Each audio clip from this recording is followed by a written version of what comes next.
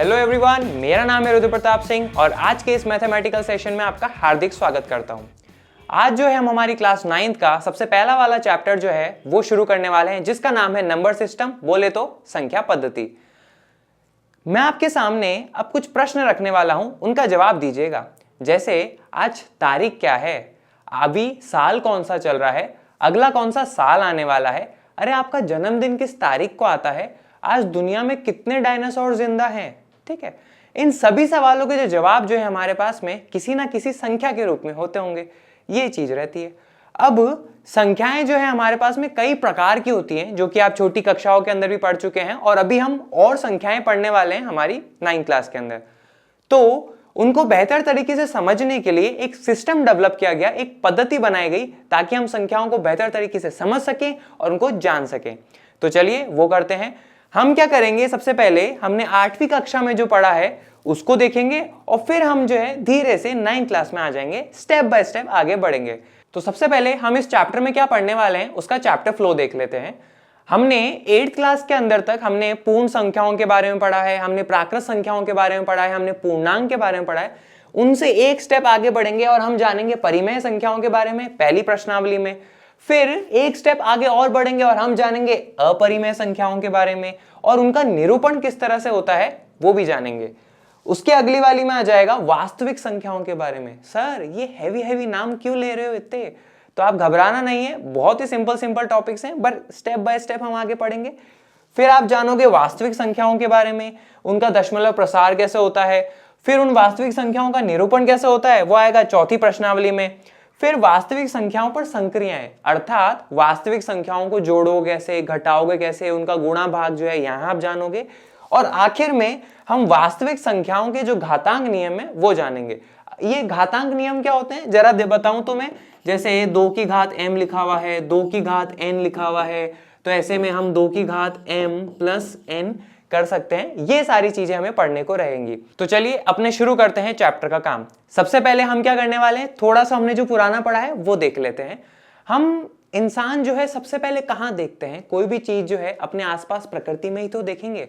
तो हमने देखा कि भाई हमारे पास 2 आंख हैं, हमारे घर में 4 लोग हो जाते हैं, हमारे आस पड़ोस में 6 घर हैं, 8 पेड़ हैं। तो ऐसी संख्याएं जो कि हम प्रकृति में गिनते हैं, प्रकृति से मिल जाती है, वो संख्याएं जो है हमारे पास में क्या कहलाती हैं, प्राकृत संख्याएं। प्राकृत संख्याओं को हम इंग्लिश में कहते हैं नेचुरल नंबर्स, और नेचुरल नंबर्स का जो सिंबल होता है वो हो जाता है कैपिटल N।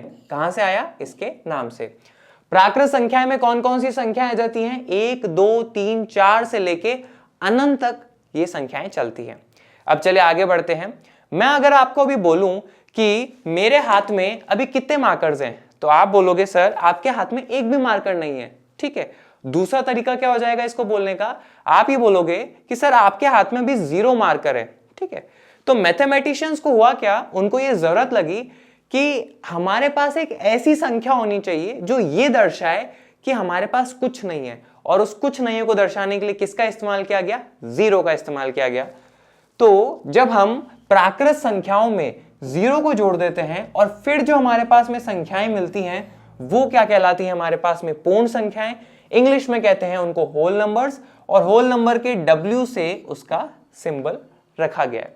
ये चीज हो जाती है। चलिए एक कदम आगे बढ़ते हैं। अभी हम बात करें, ठंड का मौसम है, स्वेटर मैंने पहन रखा ही है।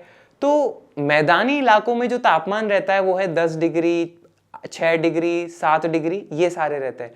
लेकिन वहीं अगर हम बात करें जम्मू कश्मीर की, लद्दाख की, हिमाचल प्रदेश की, जहां बहुत ठंडी है, वहां के तापमान कैसे होते हैं, तो जैसे जैसे वहां ठंड बढ़ती है वहां तापमान होने लग जाते हैं 2 डिग्री, 0 डिग्री, -4 डिग्री, -5 डिग्री।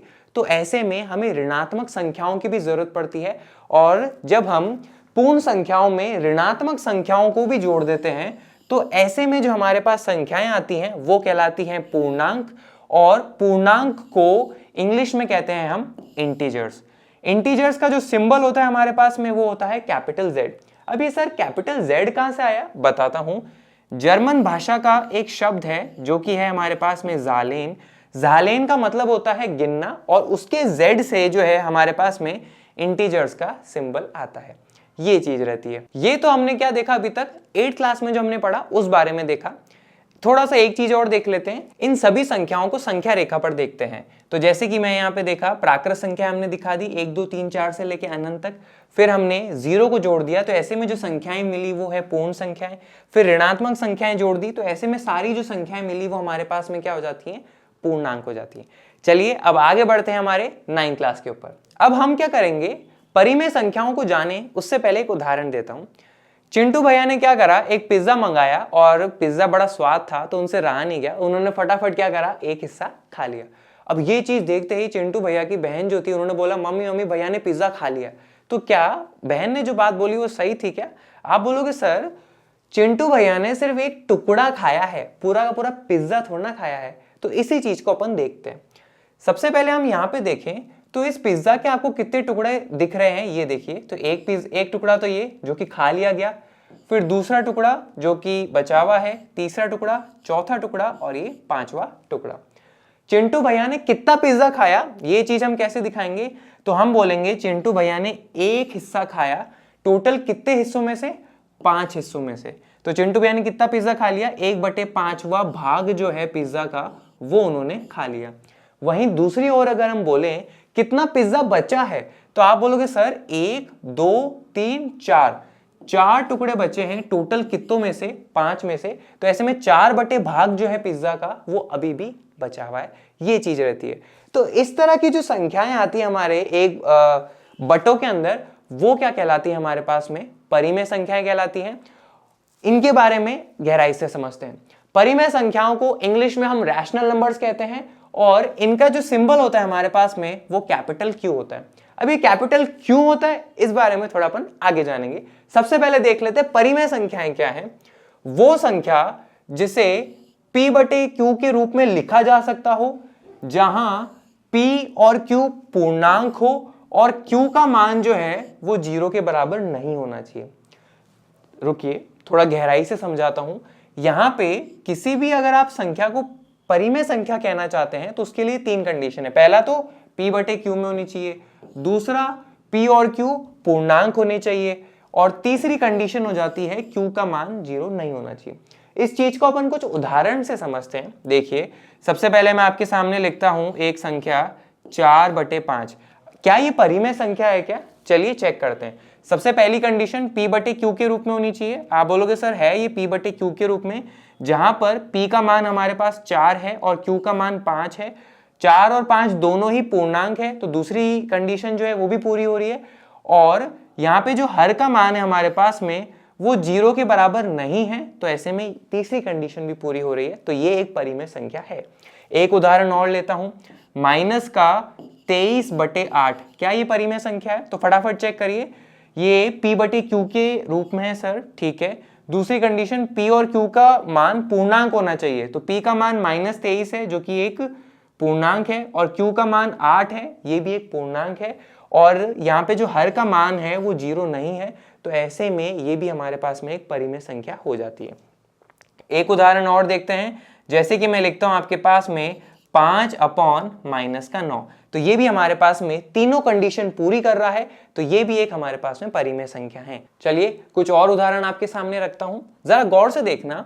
अगर मैं ऐसे लिखूं 3/1, 4/1, 5/1, 2/1, तो क्या ये सारे हमारे पास में परिमेय संख्याएं हैं क्या? आप बोलोगे सर ये सभी संख्याएं जो है p/q के रूप में भी है, p और q यहाँ पे पूर्णांक भी है और q का मान 0 भी नहीं है, ठीक है। आप बोलोगे सर ये सारी तो हमने प्राकृत संख्याएं में पढ़ी थी। यही प्राकृत संख्याएं भी जो होती है हमारे पास में परिमेय संख्याएं कहलाती हैं।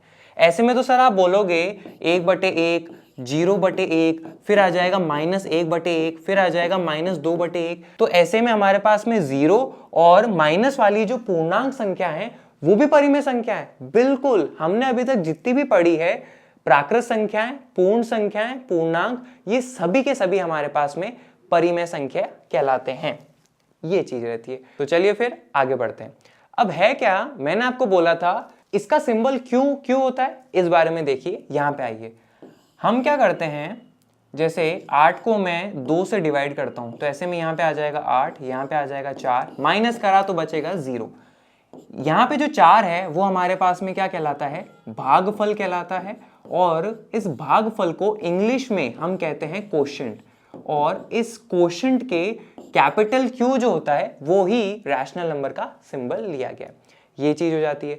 फिर दूसरी बात ये जानते हैं कि हर बार आप ये क्यों कह रहे हो सर कि Q का मान जो है 0 के बराबर नहीं होना चाहिए, इस बारे में चलिए गहराई से समझते हैं। यहां पे कहना मैं ये चाह रहा हूं कि कोई भी संख्या के नीचे आप बटे में नीचे हर का मान जो है 0 कभी नहीं हो सकता। क्यों नहीं हो सकता? एक उदाहरण के साथ आपको समझाता हूं। मानिए हमारे पास में 6 पेन हैं और उन 6 पेन को अगर मैं 3 बच्चों में बराबर बराबर बांटता हूं तो हर एक बच्चे को कितने पेन मिलेंगे? आप बोलोगे सर 2 पेन मिल जाएंगे। फिर 6 पेन हैं और उन्हें 2 बच्चों में बराबर बराबर बांटता हूं तो हर एक बच्चे को कितने पेन मिलेंगे? आप बोलोगे सर 3 पेन मिलेंगे। फिर हमारे पास में 6 पेन है और एक बच्चा है तो हर एक बच्चे, उस एक बच्चे को कितने पेन मिलेंगे?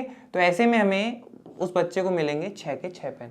आप बोलोगे सर क्यों बोर कर रहे हो, फाइनल पॉइंट पे आओ ना। बता रहा हूं हुआ क्या कि हमारे पास में 6 पेन तो है लेकिन 0 बच्चों में बांटने। आप बोलोगे सर ये कैसी बात कर दी, बच्चे है ही नहीं, 0 बच्चे हैं। तो मैं कह रहा हूं हर एक बच्चे को कितने मिलेंगे? आप फिर से बोलोगे कि सर यहाँ पे बच्चे है ही नहीं तो आप हर एक बच्चे को बांटोगे क्या? सही बात है। तो ऐसे में यहां आपके पास में कोई आंसर निकलेगा क्या? आप बोलोगे सर यहाँ पे हमारे पास में कोई परफेक्ट आंसर नहीं निकलने वाला, जैसे कि हमारे पास में ये निकले। ऐसे परफेक्ट आंसर्स हमारे पास में नहीं निकलने वाले, तो ये सिचुएशन हमारे पास में आ जाती है। तो जब भी हम किसी संख्या को 0 से डिवाइड करते हैं तो वो कहलाता है कि वो परिभाषित नहीं है।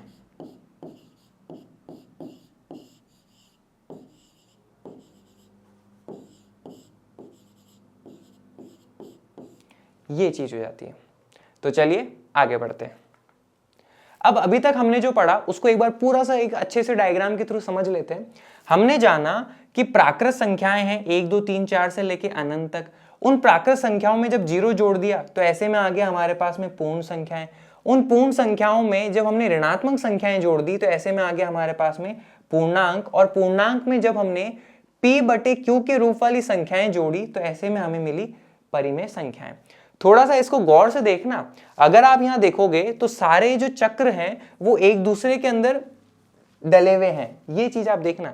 तो आप यहां पे ये पाओगे कि प्राकृत संख्याओं में 0 जोड़ा तो पूर्ण संख्याएं, तो ऐसे में मैं कह सकता हूं कि सभी की सभी प्राकृत संख्याएं जो हैं वो पूर्ण संख्या कहलाती है। फिर मैं कहूंगा कि सभी की सभी पूर्ण संख्याएं जो है वो पूर्णांक कहलाती हैं, और सभी की सभी पूर्णांक जो है वो हमारे पास में परिमेय संख्या कहलाती है। ये चीज अपने पास में रहती है। तो ये डायग्राम आपके काफी काम आने वाला है, क्योंकि आगे हमारे पास में सत्य और असत्य कथन आएंगे और उनको ढूंढने में हमारे ये काम आएगा। आई होप आज हमने जो भी पढ़ा वो सब आपको समझ में आया होगा। फिर भी अगर आपको कोई डाउट रह जाता है तो आप कमेंट बॉक्स में छोड़ दीजिएगा, मैं उसका जवाब दे दूंगा। तो आज के लिए बहुत बहुत धन्यवाद, और अगली क्लास में हम जो है प्रश्नावली पहली और उसके उदाहरण के बारे में जानेंगे, परिमेय संख्याओं को और गहराई से जानेंगे, और साथ ही साथ 2 दी हुई संख्याओं के बीच में परिमेय संख्याएं कैसे ज्ञात करते हैं उसके बारे में भी सीखेंगे। Thank you.